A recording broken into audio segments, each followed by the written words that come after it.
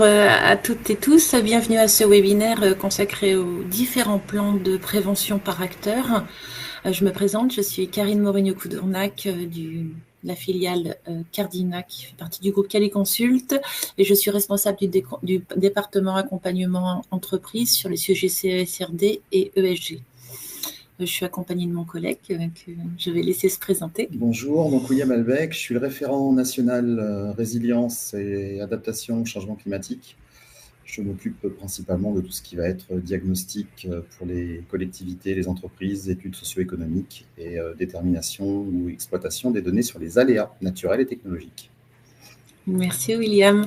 Ce webinaire s'inscrit donc dans le programme de semaine de développement durable organisé par le groupe Qualiconsult et il vise à vous présenter en 45 minutes, inclus le temps de questions et de réponses, les outils de gestion de crise et de continuité d'activité au service de la sécurité de nos populations, de la préservation des services publics essentiels et de la résilience économique locale. Alors, Cardina, je vous le disais, fait partie du groupe Qualiconsult. On est une filiale dédiée aux missions techniques à haute valeur ajoutée et on intervient dans des domaines d'audit, de diagnostic, d'instrumentation et d'assistance technique à maîtrise d'œuvres et d'ouvrages en accompagnant les gros projets dans les secteurs du bâtiment, qu'il s'agisse de logements, de bâtiments tertiaires ou industriels, mais aussi sur les infrastructures et les ouvrages d'art. Grâce à notre expertise et à nos équipes spécialisées, Cardina apporte aux maîtres d'ouvrage un appui stratégique et opérationnel pour sécuriser les projets, optimiser les performances et garantir la conformité technique à chaque étape des projets. Voici le programme.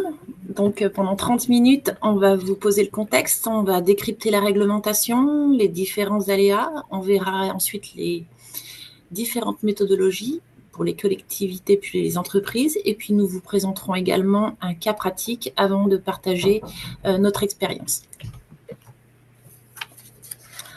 Le contexte sur le territoire français, on a plus de 36 000 communes et à date, aujourd'hui, 30 000 de ces 36 000 communes sont exposées à des risques majeurs.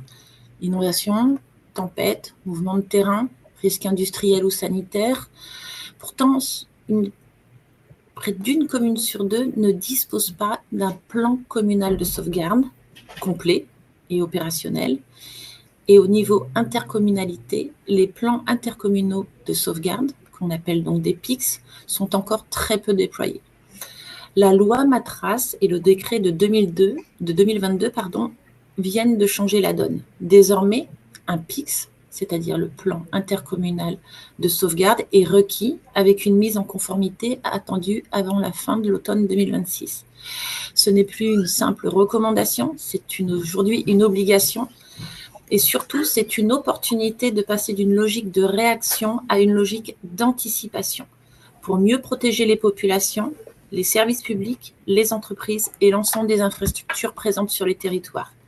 Ce webinaire, il vous propose donc une approche concrète et territorialisée des outils PCS, PIX, plan de continuité d'activité pour construire ensemble une gestion de crise efficace et durable.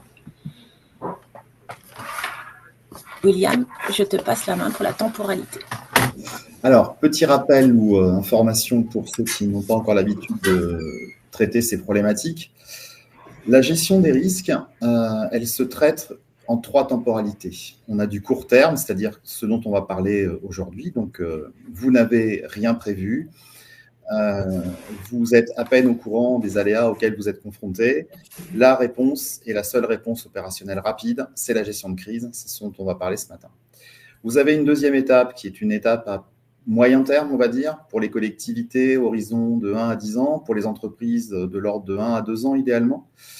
Là, en fait, on a pris conscience des enjeux auxquels des aléas auxquels on est confronté, et il faut faire un diagnostic et envisager des mesures de protection et des mesures de réorganisation potentielles.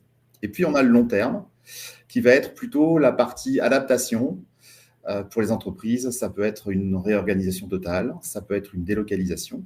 Pour les collectivités, ça va être la modification de l'urbanisme, l'aménagement du territoire.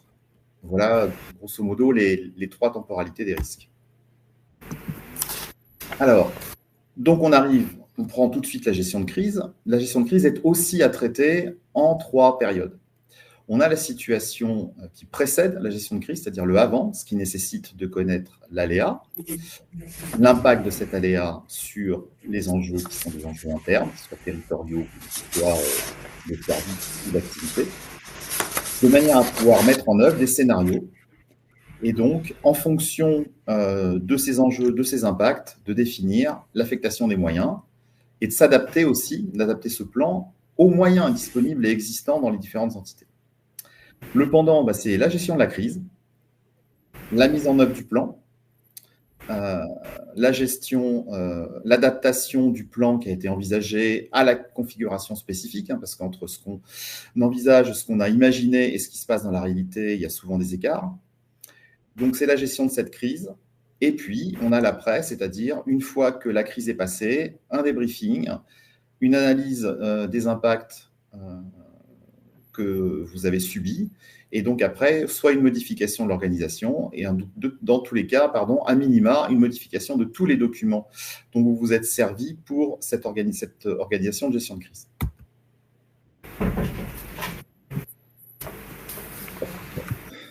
Elle est allée trop loin. Les 3 piliers de la résilience. Donc là, en fait, il s'agit des documents sur lesquels on s'appuie pour mettre en œuvre cette adaptation et cette gestion de crise. Vous avez à l'échelle des communes ce qu'on appelle le plan communal de sauvegarde, qui est une obligation légale depuis 2004. Vous avez à l'échelle des intercommunalités le plan intercommunal de sauvegarde, qui donc est défini par la loi Matras et qui aujourd'hui vous impose d'être en conformité en 2026.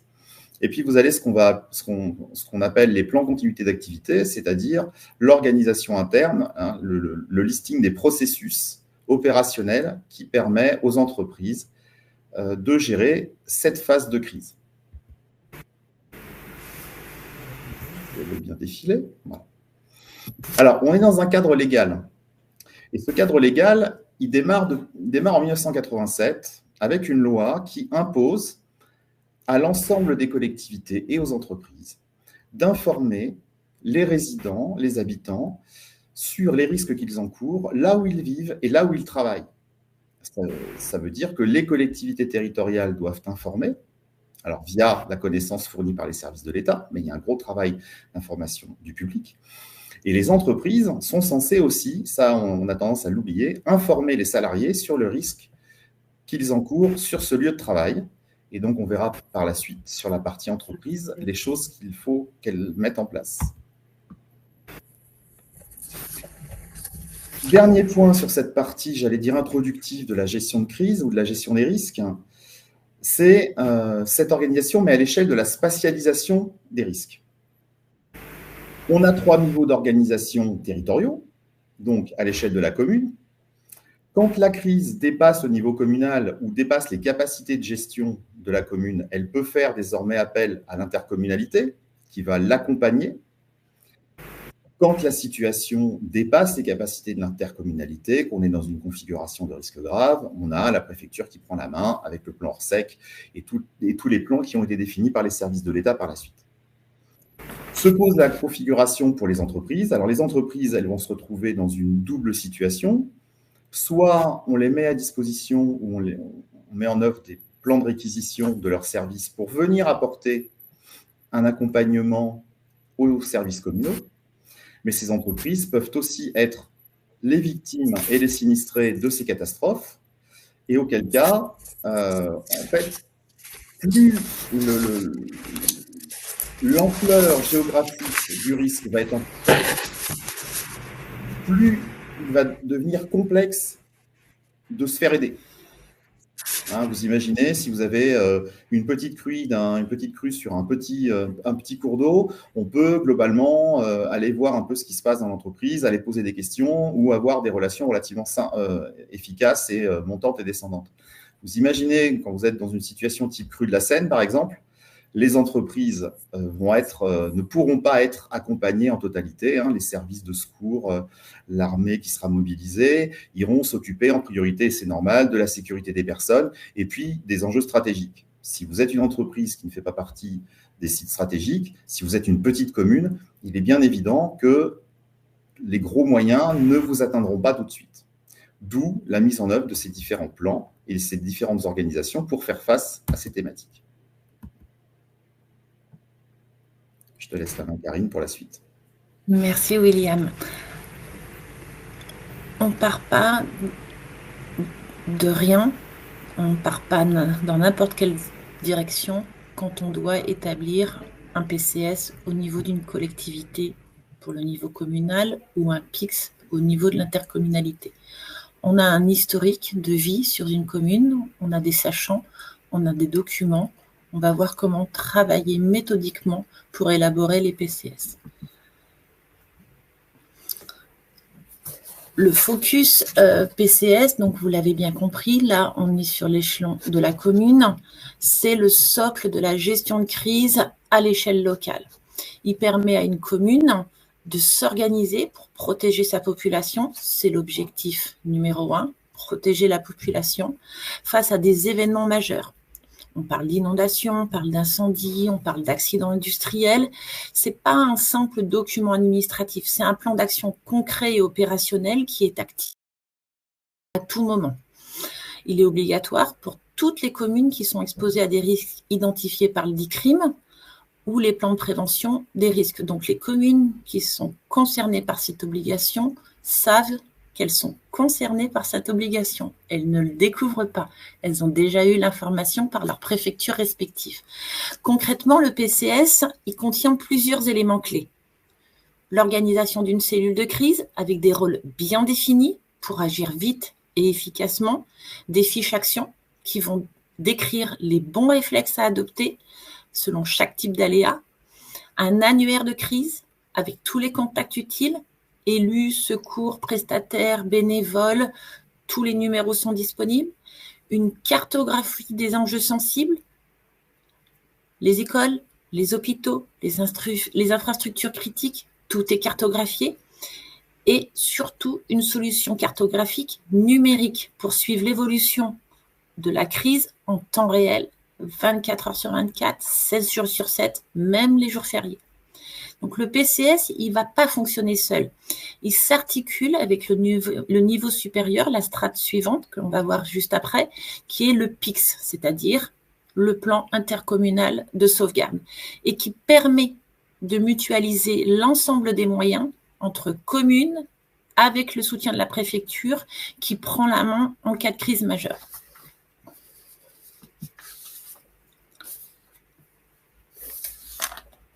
Le PIX, donc vous l'avez bien compris, niveau communal, le PCS, intercommunalité. Le PIX, c'est un outil stratégique de gestion à l'échelle d'un EPCI, c'est-à-dire d'une intercommunalité.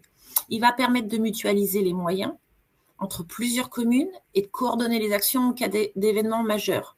On parle de moyens humains, techniques, matériels. Il va regrouper l'ensemble des PCS communaux. Donc, dans une intercommunalité, toutes les communes concernées doivent réaliser leur PCS et ensuite, on monte au niveau supérieur, donc le PIX, qui va aller utiliser toutes les informations contenues dans les PCS des communes de son territoire et ça va permettre de créer une réponse cohérente et efficace à l'échelle du territoire et apporter une vision globale des risques et une connaissance très fine de l'impact des aléas sur les services intercommunaux, l'eau, l'assainissement, la gestion des déchets, les voiries, etc. Et son rôle aussi au niveau du PIX, c'est d'organiser la cellule de crise au niveau supérieur, donc intercommunal, avec des processus partagés et des rôles bien définis. Il va permettre de soutenir les communes en difficulté, de faciliter les mises en relation avec des acteurs clés comme la sécurité civile ou la Croix-Rouge, ou même des entreprises locales. En cas de crise plus grave, c'est la préfecture qui reprend le relais et le PIX, il doit alors s'articuler avec cette organisation en mettant alors ses moyens au service de la coordination préfectorale. Et parmi ces fonctions clés, il met en œuvre les plans de continuité pour les services essentiels, il gère les problématiques internes à l'EPCI, locaux, personnels, etc. Et il accompagne les territoires dans 2 niveaux d'intervention, communal et intercommunal. Donc, si on doit résumer le PIX, c'est un levier de résilience collective qui permet de passer d'une logique communale à une logique territoriale, donc plus robuste et plus solidaire.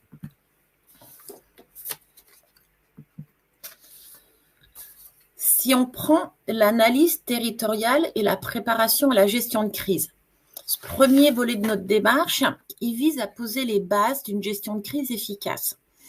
On va s'appuyer sur une analyse territoriale approfondie et qui va se développer en 4 étapes clés. Première étape, les échanges. Les territoires ont des sachants, ont une histoire. Elle permet de comprendre les spécificités de chaque territoire, les risques identifiés, les enjeux locaux, les acteurs concernés. C'est aussi le moment de sensibiliser les parties prenantes, de mobiliser tous les outils disponibles et de cadrer les besoins. Dans un deuxième temps, on va passer sur la collecte des données. Ça va s'appuyer sur des investigations terrain, sur une structuration numérique via des outils SIG, système d'information géographique, et ça va permettre de visualiser l'ensemble des risques, de modéliser des scénarios complexes et de préparer des réponses adaptées. En étape 3, on va avoir des cartographies de synthèse qui permettent d'identifier les zones sensibles en croisant les données issues d'atlas de risques et des enjeux territoriaux. Cette étape, elle est clairement essentielle pour hiérarchiser les priorités d'intervention. En cas de crise, il faut prioriser. Et enfin, l'étape 4, avec la typologie des enjeux et des vulnérabilités, on va permettre une évaluation des risques qui pèsent sur la population, sur les entreprises, sur les services publics, ainsi que les réseaux et les infrastructures critiques. Cette analyse, elle est clairement indispensable pour anticiper les impacts et organiser une réponse cohérente et ciblée. Toute cette partie 1, elle est fondamentale pour construire une stratégie de gestion de crise robuste, inclusive et opérationnelle. Une fois qu'on a effectué cette partie 1, cette analyse territoriale et la préparation à la gestion de crise, on va partir sur la deuxième partie qui est l'organisation opérationnelle et la coordination intercommunale. Là, on va aborder la mise en œuvre concrète de la gestion de crise à l'échelle intercommunale. Et on va avoir donc, comme vous le voyez à l'écran, 5 étapes clés. Les stratégies de gestion des risques. On adopte bien évidemment des approches différenciées selon le type d'aléa, qu'ils soient climatiques, technologiques ou sanitaires, en mobilisant des méthodes et des outils opérationnels adaptés à chaque situation. On va organiser la gestion de crise. Ça veut dire que ça implique la mise en place d'un poste de commandement, de mutualisation de moyens entre communes, d'intégration de contraintes juridiques, l'usage d'outils numériques de coordination et potentiellement la mobilisation d'une réserve de sécurité civile si elle existe. Ensuite, on a un plan d'alerte et d'information. Les personnes présentes sur les territoires ont un droit d'information. Donc, il va y avoir toute l'analyse des systèmes d'alerte d'urgence, des protocoles adaptés aux différents scénarios et une communication possible, y compris en mode dégradé, sous-entendu sans moyen de communication traditionnel et éventuellement avec un arrêt des installations électriques, en cas de rupture de tous les canaux classiques, avec une documentation associée pour garantir la traçabilité et la clarté des actions. Puis enfin, tout soit robuste, on forme et on teste. Donc, des simulations de crise sont organisées, suivies de débriefings à froid et à chaud, pour renforcer la réactivité des usagers et des équipes. On veille également à sensibiliser les élus et les agents, afin qu'il y ait une progression de la culture du risque au sein des territoires. Et après, au niveau des plannings et des livrables, cette dernière étape, elle va venir consolider toutes les étapes précédentes en produisant des documents opérationnels. Opérationnel, ce mot est important.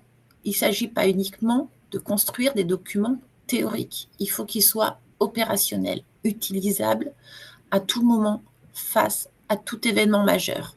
Donc, les plans communaux de sauvegarde, on l'a vu au niveau de la commune, les DICRIM, qui sont des documents obligatoires, qui sont des documents d'information communale sur les risques majeurs à destination des populations, des cartographies de risques, des kits d'urgence et des versions bien évidemment modifiables pour assurer une mise à jour continue. Ce volet-là, ce volet 2, il est essentiel pour passer du volet 1 où on est sur une approche, on va dire, connaissance, définition des scénarios. Donc, on est sur de la stratégie. Sur ce volet 2, on va passer à l'action. On va garantir une coordination fluide, une préparation claire des rôles et une capacité d'adaptation en temps réel. C'est vraiment clé. Il y a cette partie-là, commune, intercommunalité. Maintenant, on vous propose de voir la méthodologie pour les entreprises et je laisse la main à nouveau à William. William, c'est à toi. Donc, la méthodologie pour les entreprises. Alors, les documents s'appellent plutôt des documents plan de continuité d'activité ou plan de redémarrage de ces activités. Si vous faites partie des entreprises ou donneurs d'ordre qui sont dans le sud de la France, particulièrement dans le sud-est, vous avez déjà dû peut-être entendre parler de POMSE, plan d'organisation, de mise en sûreté des entreprises. Donc, globalement, c'est la même chose. Hein. Donc, c'est tout un environnement de fonctions dans des documents qui vous permettent de gérer votre vulnérabilité et d'organiser vos services pour y faire face. Le PCA, même chose, c'est un document opérationnel.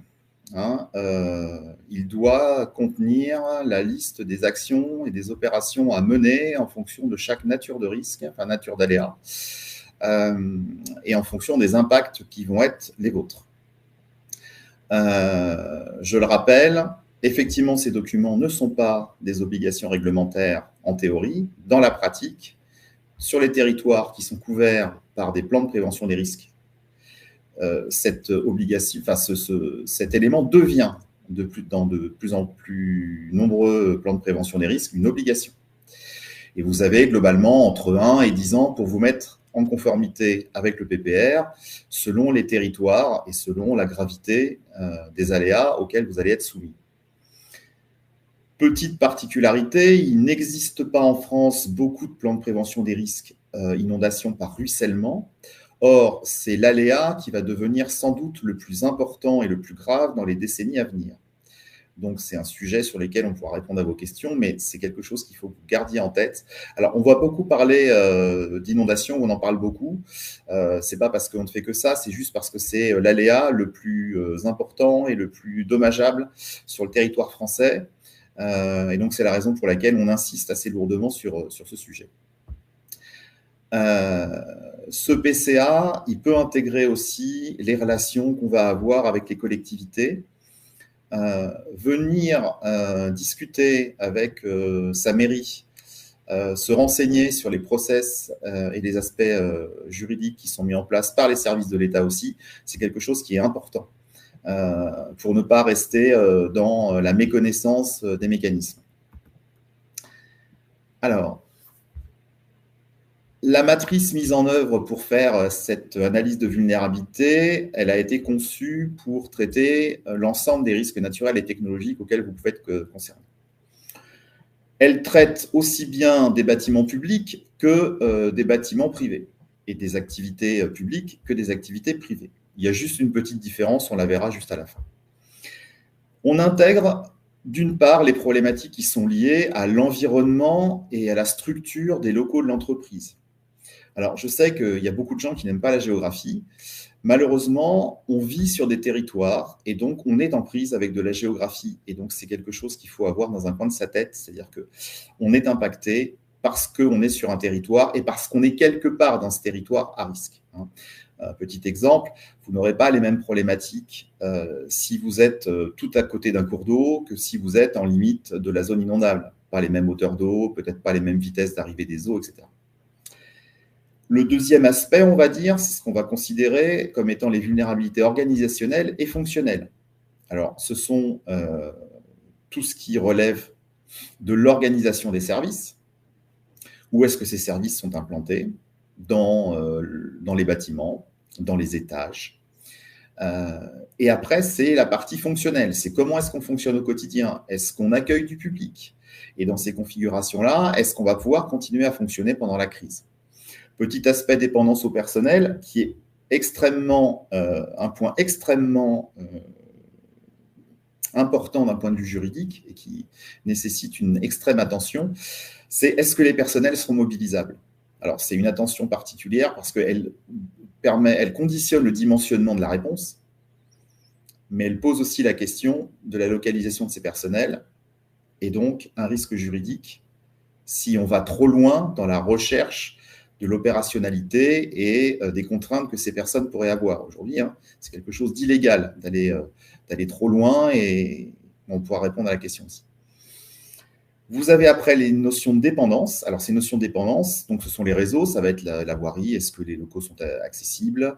Ça va être les réseaux énergétiques, les réseaux télécoms, est-ce qu'on va pouvoir, eau potable, assainissement, est-ce qu'on va pouvoir fonctionner en mode dégradé ou pas? Une installation Céveso doit avoir 2 accès opérationnels, c'est-à-dire 2 voiries. Est-ce que ces 2 voiries sont opérationnelles en période de crise ou pas?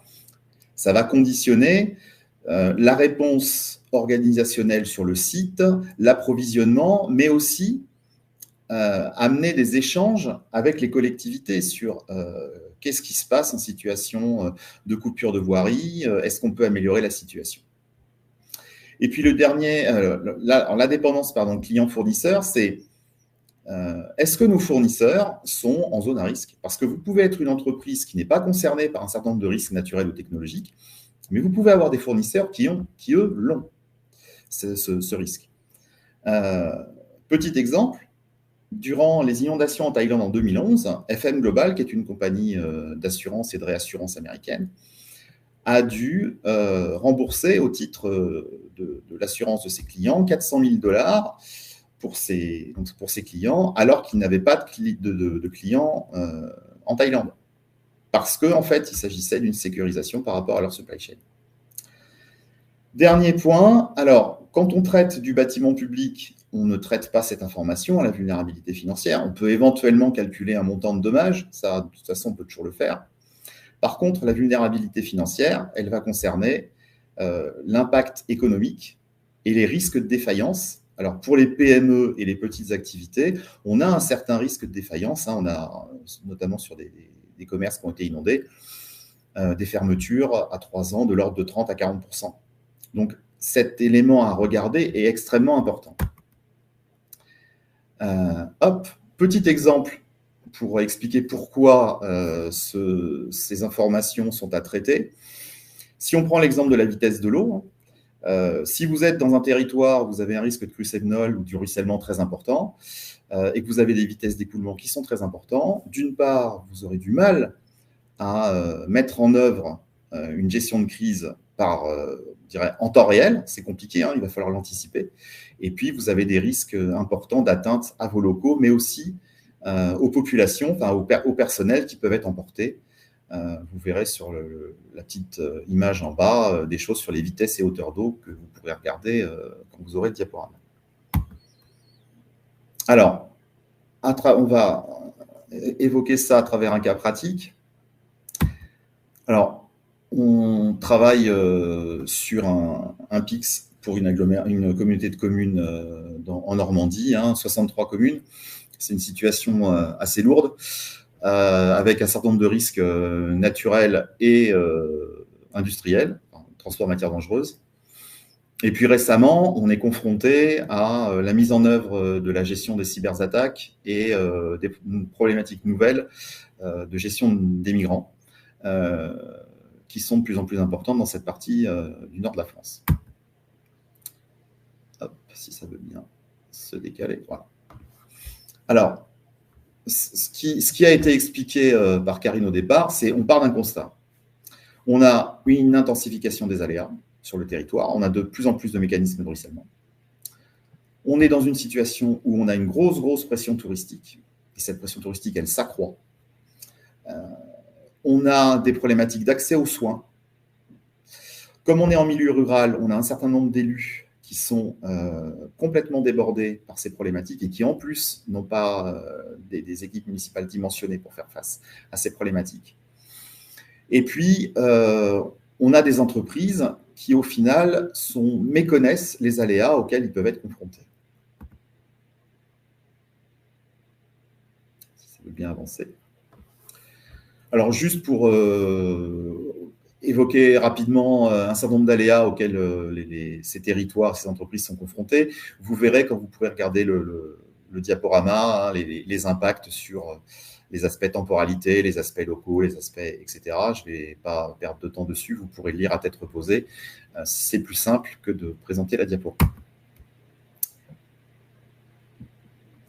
Alors, une fois qu'on a fait le constat, qu'on a collecté l'ensemble des informations qui sont mobilisables, que ce soit auprès des services de l'État, des fois auprès d'ONG, beaucoup pour affiner les connaissances par les communes, on fait ce traitement numérique qui permet de croiser les différents enjeux, leur niveau de vulnérabilité. Quand on a par exemple des bâtiments, hein, là sur la carte, vous pouvez voir les bâtiments, ce qu'on appelle la vulnérabilité verticale, c'est-à-dire plus vous êtes rouge, plus vous êtes impactable. Là, on est dans le cas d'une submersion marine. C'est quelque chose qu'on fait aussi pour les entreprises en fonction de l'organisation de leurs services. Donc, on a ce traitement cartographique qui permet de connaître l'aléa et de voir son impact et son étendue.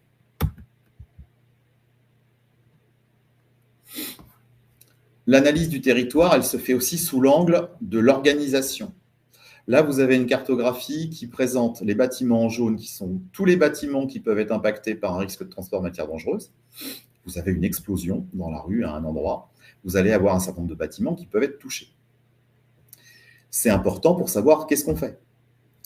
Et puis, les couleurs qui passent peut-être pas bien à l'écran sont des couleurs de système de pente de la voirie. Ça, c'est une information intéressante. Quand vous êtes en période hivernale, vous avez des voies qui peuvent être coupées parce qu'elles sont glissantes, elles sont impraticables.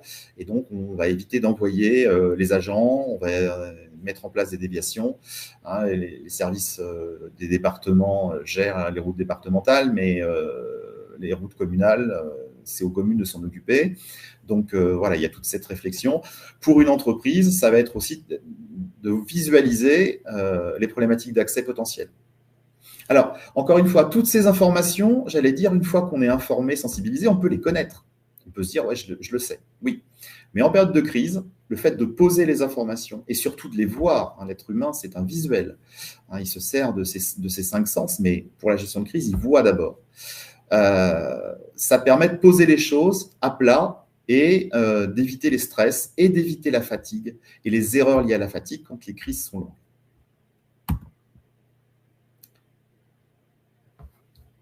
Si on reprend l'impact de ces aléas sur une intercommunalité, par exemple, mais comme je disais tout à l'heure, c'est la même chose pour les entreprises, ça va être de dire, voilà, est-ce que les services sont impactés ? Est-ce qu'on a, par exemple, là, les déchetteries, bah oui, effectivement, elles vont être soumises à des risques hivernaux. Ça veut dire, par exemple, qu'il va falloir penser à fermer ces installations.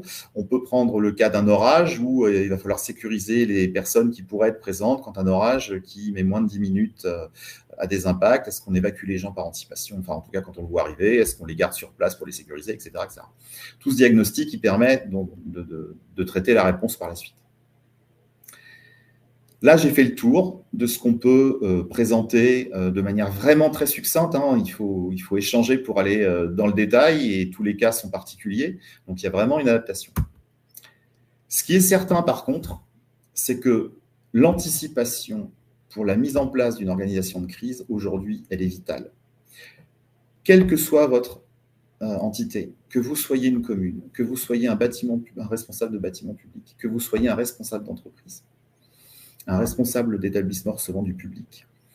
Aujourd'hui, il est vital de se mettre en route pour traiter ces problématiques.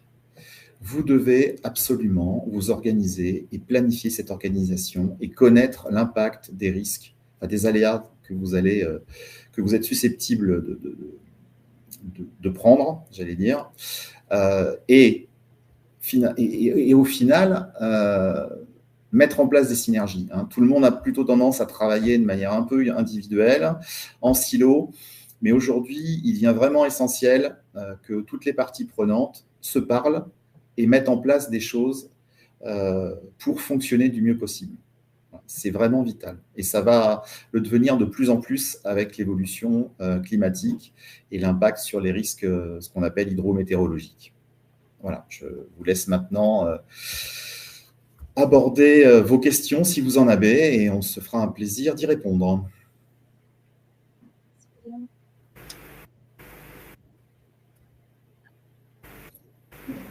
Vous et comment accompagner une commune dans la mise en place du plan et des actions?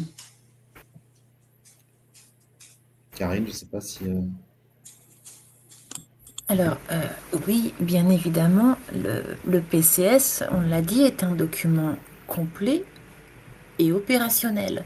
Donc, on met en place, on fait des préconisations pour un plan d'action avec des actions qui sont conseillées. On va proposer des fiches réflexes avant, pendant et après pour que les services de chaque mairie vis-à-vis de l'aléa identifié et en fonction des scénarios définis, puissent être en mesure, dans un premier temps, avant l'aléa, de travailler en mode préventif et d'avoir aussi des actions de réaction quand le problème, entre guillemets, survient, et ensuite une partie après, de manière à s'améliorer. Donc oui, bien évidemment, le plan d'action complet, préventif, d'action et curatif à l'issue de l'événement avec un retour d'expérience partagé au niveau de la commune, du bassin de vie de la commune et de l'intercommunalité est associé à la rédaction du PCS. On est vraiment dans une dynamique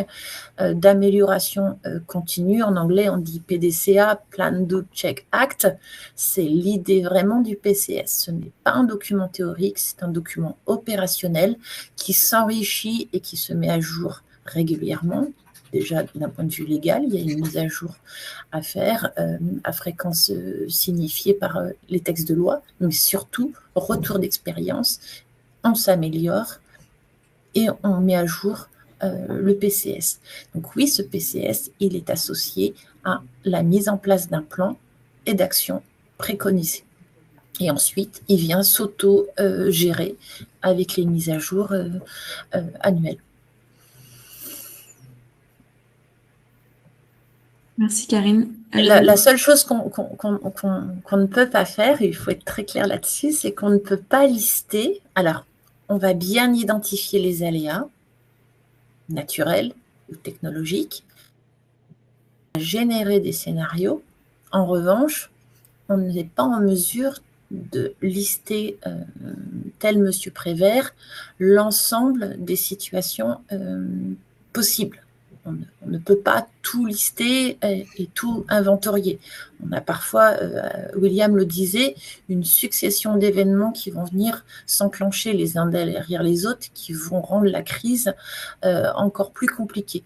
Cependant, tous les aléas naturels et ou technologiques sont bien identifiés, la majeure partie des scénarios possibles est définie, et en face, plan d'action préventif, curatif et amélioratif à l'issue de l'aléa, de l'événement majeur. La question, c'était aussi, c'était complété par une question sur les exercices fictifs de gestion de crise. Est-ce que c'est Alors, il y a deux types d'exercices. Hein. Il y a des exercices qu'on appelle tabletop, sur table, c'est-à-dire qu'on va se réunir dans une salle et on va lancer un scénario non connu des personnes dans la salle et on va faire un exercice fictif, entre guillemets, sur salle. On déploie le PCS et on travaille sur un exercice en théorie, entre guillemets, on ne bouge pas de la salle.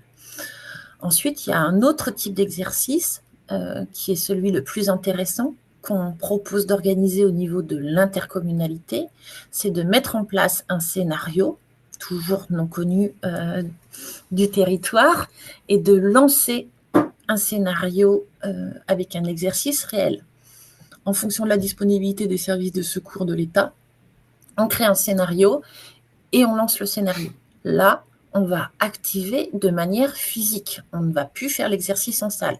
Il peut durer une demi-journée, il peut durer une journée, il va impliquer les services de l'État en fonction de leur disponibilité pour l'exercice, mais on est dans un exercice réel. Et on va aller voir concrètement sur le terrain comment fonctionne le PCS et le PIX. On va créer un vrai scénario, donc on va prévenir les habitants et les populations des territoires concernés par le périmètre de notre exercice, mais on passe en mode réel. Et bien évidemment, à l'issue de l'exercice, débrief, retour d'expérience, amélioration. Merci Karine. On a une autre question. Une entreprise doit-elle contacter la commune où son entreprise est basée pour organiser son PCA? Alors, réponse en deux étapes. Pour l'organisation du PCA, en théorie, il y a tout le travail d'organisation interne. Mais pour la mise en œuvre d'un certain nombre d'actions, oui, il faut savoir ce qui est contenu dans le plan communal de sauvegarde, ce qui peut éventuellement être contenu dans le plan intercommunal de sauvegarde, parce que ça va permettre d'y voir plus clair. Je parlais tout à l'heure de problématiques de voirie. Qu'est-ce que la commune sur laquelle l'entreprise est installée, donc les services municipaux, qu'est-ce qu'ils font en termes de gestion de la voirie? Est-ce qu'il y a des actions qui sont prévues? Si oui, lesquelles? Quels sont éventuellement les délais sur lesquels l'entreprise peut compter pour une réouverture de rue?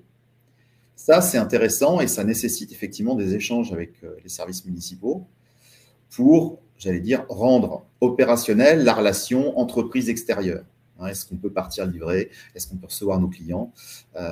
Voilà. Et puis, quand on a de la gestion de réseau en régie, c'est intéressant de savoir aussi si l'eau arrivera toujours, si la station d'épuration sera fonctionnelle.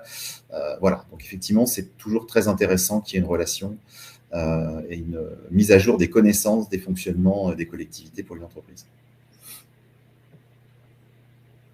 Merci William. J'ai une autre question. J'ai noté que le PCS était obligatoire. Que risque la commune si elle n'en dispose pas, surtout lors d'une inondation avec des dégâts matériels ou pire? Alors, aujourd'hui, pas de conséquences pas de conséquences directes d'un point de vue administratif pour les collectivités. Sans doute un méchant rappel à l'ordre de la part du préfet. Par contre, on va sans doute tomber dans un risque d'attaque potentielle par des riverains, par des entreprises, en raison de cette obligation légale d'avoir mis en œuvre un plan communal de sauvegarde. Il y a un élément extrêmement important dans le PCS qui s'appelle, je suis en train d'oublier le nom, la main courante, qui permet de lister les actions qui ont été réalisées pour montrer que la cellule de crise a fait tout ce qu'elle pouvait pour gérer la crise du mieux possible, de manière à ce qu'en cas d'attaque juridique, elle puisse se défendre et dire, écoutez, on a fait ça. Ce système, il n'est pas opérationnel et il ne peut pas fonctionner dans une commune qui n'a pas mis en œuvre son PCS. Et en plus, elle n'aura pas mis en place l'organisation d'adaptation, enfin en tout cas de la gestion de la crise. Donc, on pourra venir le lui reprocher. Donc, le risque aujourd'hui, c'est plutôt un risque juridique vis-à-vis du privé. Merci, William. Oui, on peut même envisager dans le futur, en France, par exemple, chaque année, il y a 6000 reconnaissances de catastrophes naturelles. À l'échelle du territoire, 6000 communes qui ont une reconnaissance en 4 notes. On pourrait envisager pour les communes et les intercommunalités des difficultés de s'assurer en cas de répétition d'événements pour lesquels elles n'auraient pas élaboré de PCS alors même que les risques étaient connus. Et ce risque de problématique assurantielle, il va concerner les bâtiments.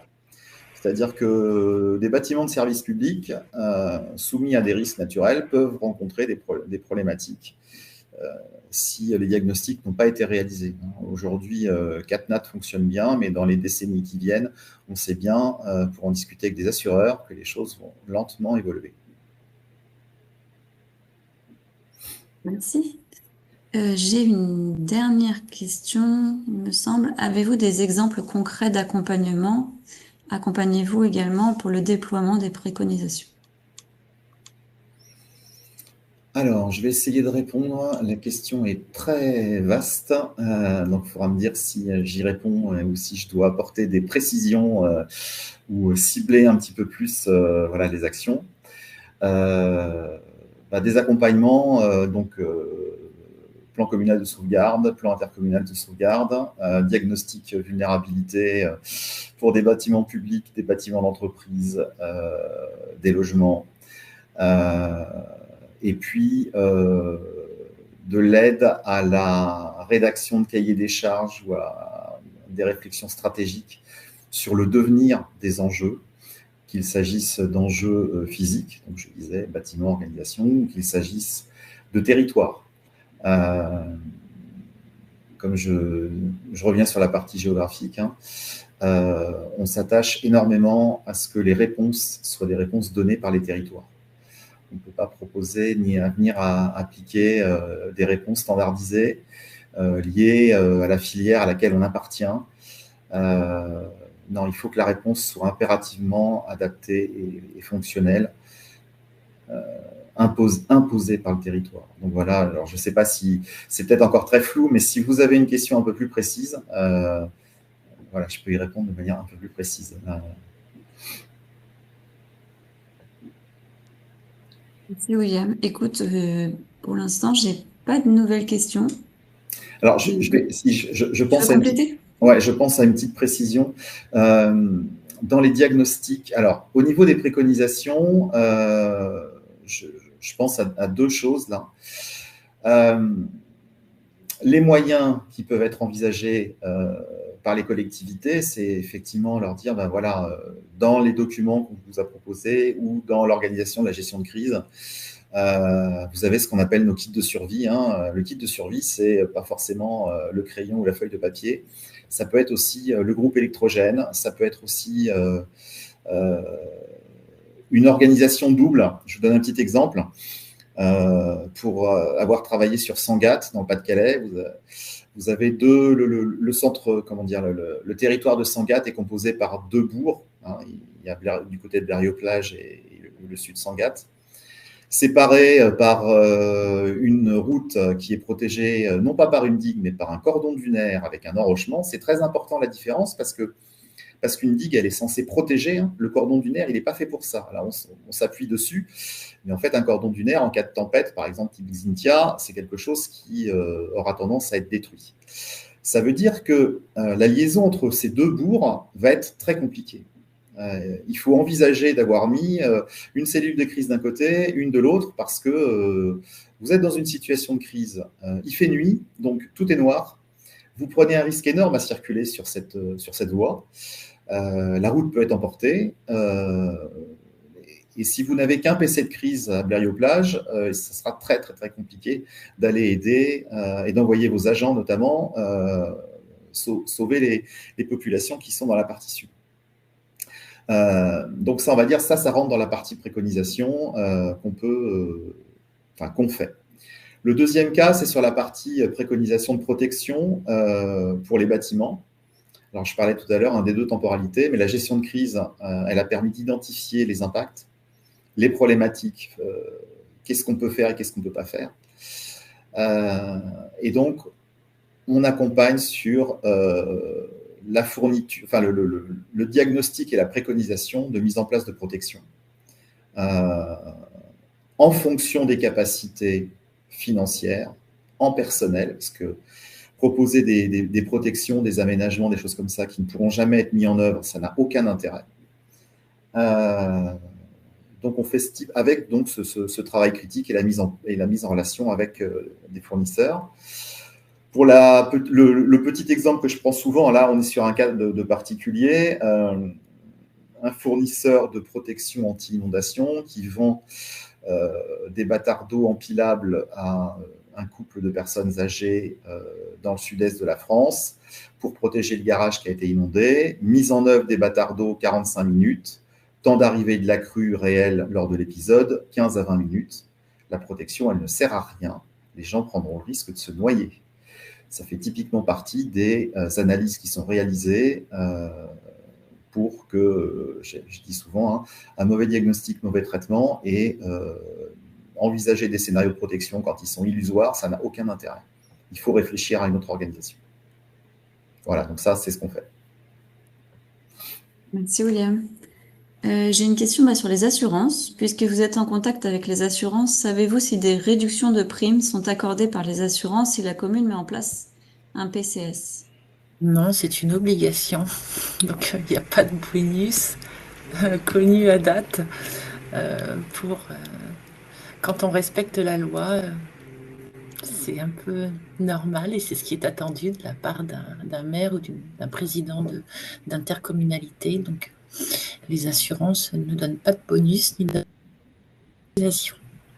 Et pour compléter la question, et éventuellement aussi s'il existe des subventions pour l'aide au financement des études nécessaires pour la mise en place du PCS. Alors là, je laisse William. Alors, ce qui se passe aujourd'hui, c'est que comme les intercommunalités ont l'obligation de réaliser leur PIX, elles financent de plus en plus la réalisation des PCS. Donc, j'allais dire, si nécessaire, passer par l'Interco pour qu'elle lance un marché de réalisation de votre PCS. Voilà, si c'est la problématique, voilà l'angle par lequel il vous faut passer, c'est plus simple. Un avantage supplémentaire, c'est d'avoir des PCS harmonisés, avec une même méthode et un même rendu pour toutes les communes du territoire. Et clairement, il est évident que les intercommunalités ont d'autres moyens que les communes. On travaille avec William actuellement sur une communauté de communes où on est sur une grande partie en territoire rural, très concrètement avec un maire qui est en permanence 2 heures par semaine dans sa mairie et qui a une activité d'agriculteur sur le côté ou retraité. Il n'a ni les compétences financières, ni les compétences techniques, ni entre guillemets la disponibilité pour faire ce PCS tout seul. Il ne sait même pas par où commencer. Donc l'intercommunalité est beaucoup plus forte. Et si elle passe un marché, elle permet d'avoir une harmonisation des outils et des rendus délivrés. Merci Karine. Merci William. Je ne vois plus de questions arriver dans le chat. Et puis on va arriver au terme de ce webinaire. Donc, n'hésitez pas si vous avez des questions qui vous reviennent dans la journée ou plus tard à nous contacter. On se fera un plaisir de vous répondre. Et en attendant, je pense qu'on va pouvoir clôturer ce webinaire et vous souhaiter un bon déjeuner et une bonne après-midi. Merci à tous et soyons tous prudents. Merci de votre attention. Bonne fin. On reste tous à disposition. À bientôt. Merci. Merci beaucoup. Merci, au revoir. Au revoir. Au revoir.